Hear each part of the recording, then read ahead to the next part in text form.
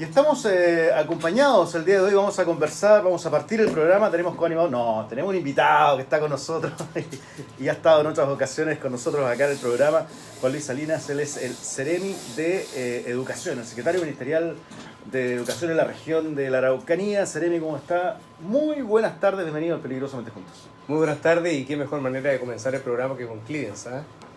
Temazo, Música temazo. del recuerdo Sí, y po. que evoca memorias Y muy habíamos entretenidas. en alguna oportunidad acá conversando en el programa habíamos hablado un poco de los gustos musicales, Sí.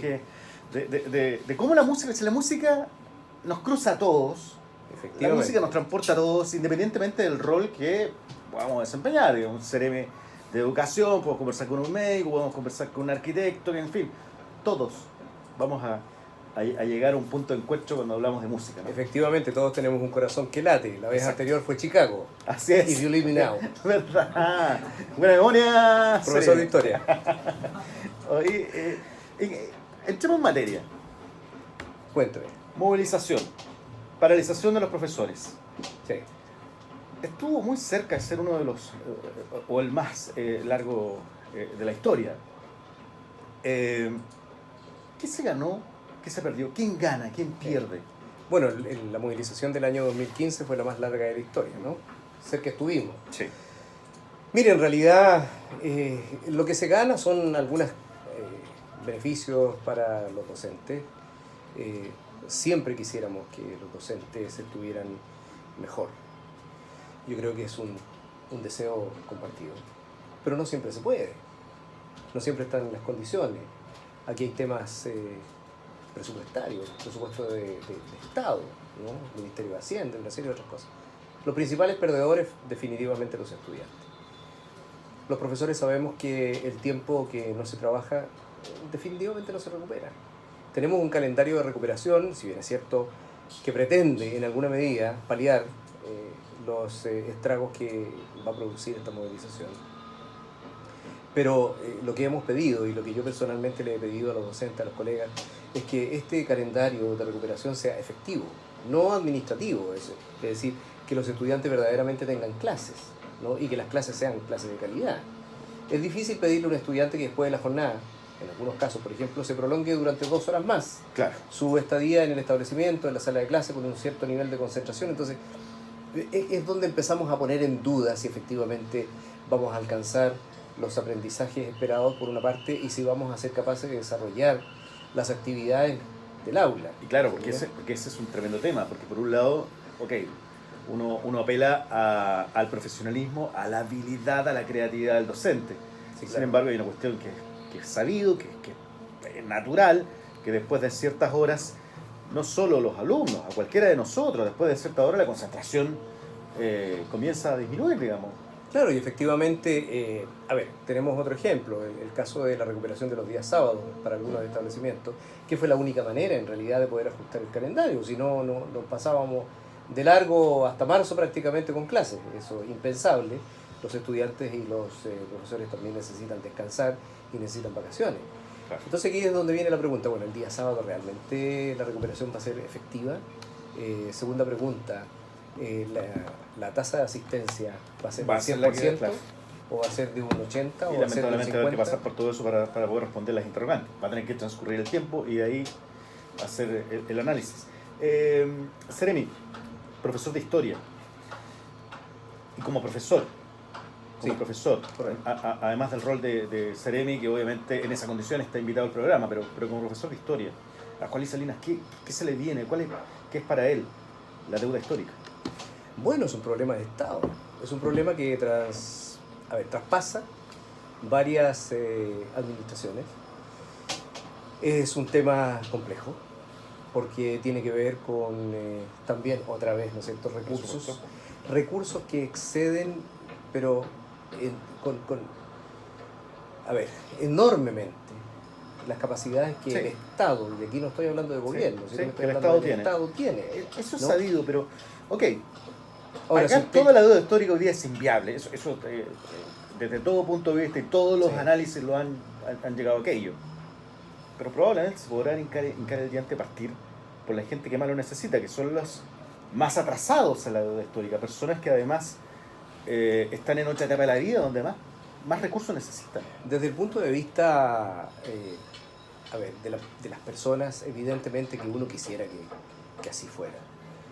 Pero el análisis también tiene un montón de aristas de qué es lo justo, qué es lo ético, qué corresponde, qué no corresponde. Ha habido mucha discusión en torno a eso, los expertos, los especialistas, y en general los docentes hemos discutido en torno a eso mismo. Pero es un tema complejo. ¿Cómo nos ponemos de acuerdo? ¿Qué es lo justo? ¿Qué es lo correcto?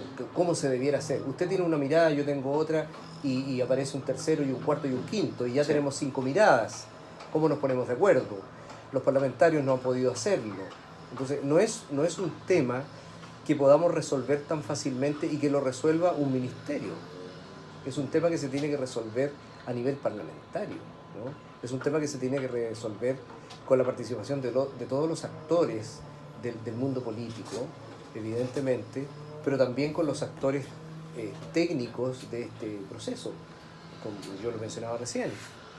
No es solo una mirada, son muchas miradas. Entonces, es complejo. Si usted me pide a mí un juicio de valor, sí, probablemente yo le podría dar un juicio de valor, pero no es la solución, ni tampoco pretendo de ser yo quien tenga la solución.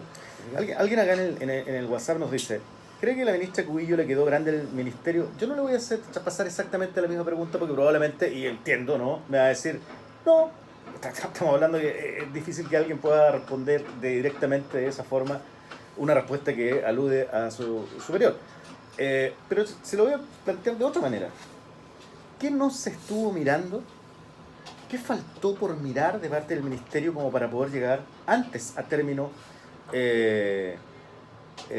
con este problema? Y alguien acá nos dice, o es un ministerio históricamente muy complejo para su solidaridad. Ahora, yo, desde la vereda del frente, de no estar dentro, creo que hay dos ministerios que son sumamente complejos, que es como tomar un fierro caliente: educación y trabajo.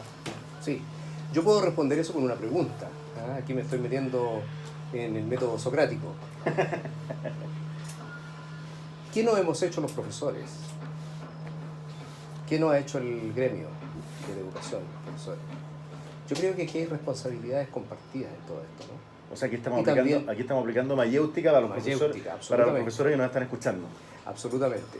Porque siempre los temas de Estado, siempre los temas políticos, siempre los temas que involucran al país son temas compartidos y no podemos depositar toda la responsabilidad en un ministerio y decir, ya, ahí tiene el queso, ahí tiene el problema, resuélvalo. No es tan simple, no es tan así. Ahora, si usted me pregunta, ¿qué es lo que no se hizo? No tengo la respuesta, pero yo le puedo decir todo lo que se hizo, ¿no? Y todos los esfuerzos que se realizaron para poder llegar a acuerdos y conversaciones. Siempre se puso el foco en la ministra, ¿por qué no está la ministra? ¿Por qué no? Simplemente porque así es como funcionan los ministerios. O si no, el equipo técnico, los subsecretarios, no tendrían razón de ser. No tendrían razón de ser. Alguien acá nos hace, y no puedo dejar por alto esto, que es muy lamentable y que no es solamente esta persona, en realidad que se dice, mi madre falleció esperando, y dice esta persona, ese robo que se llama deuda histórica. Un poco lo que conversábamos delante. Hay una generación y que ya claramente ni siquiera es un tema de esta cartera, tal vez. Yo quisiera... Estado de Chile que tiene que darle una respuesta. Usted decía la palabra sociedad. ¿Sí? Y que claramente los profesores son la base de la sociedad y esta sociedad le tiene que dar una respuesta. Yo quisiera responder, y de verdad, y lo digo muy honestamente, y entiendo lo que está diciendo la persona, que el auditor. Yo quisiera poder dar una respuesta certera, porque mi padre también murió esperando. Mi padre fue profesor y él también estuvo dentro de esta generación de profesores que estuvo en esta misma situación. Por eso le digo, yo encantado le daría una solución o le daría una respuesta certera si la tuviera, ¿no? Y alguien podría decir, bueno, este Ceremi no tiene idea de nada. No es ese el punto.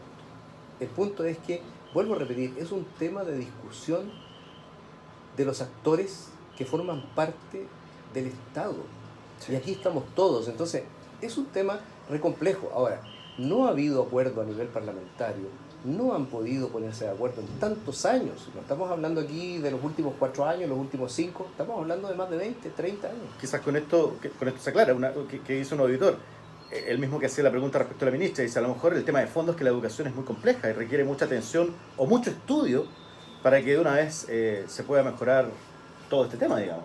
Bueno, todos los que estamos involucrados en educación sabemos que la educación es un tema complejo y cuando hemos pasado gran parte de nuestra vida estudiando para formarnos y poder ser verdaderamente maestros, lo entendemos claramente. Efectivamente, es decir, el equipo técnico que tiene el Ministerio de Educación es tremendo, ¿no? Que la ministra es la punta del iceberg que se ve, pero quien está detrás de la ministra, el equipo técnico que sustenta, que piensa, que analiza, que diseña estrategias, etcétera, que genera políticas de Estado, es un equipo altamente capacitado, altamente preparado y en eso estamos. Y me incluyo, en eso estamos. Estamos conversando con el Ceremi de Educación de la Región de la Araucanía. Ceremi, le propongo algo, vamos a la música y de ahí conversamos, y porque sí, además estamos muy cortos de tiempo, tiene una agenda y yo me comprometía que fuera todo acotado. Vamos a la música y de ahí conversamos para cerrar sobre lo que viene en educación adelante, porque la movilización no lo es todo en materia de educación. Por supuesto, sí.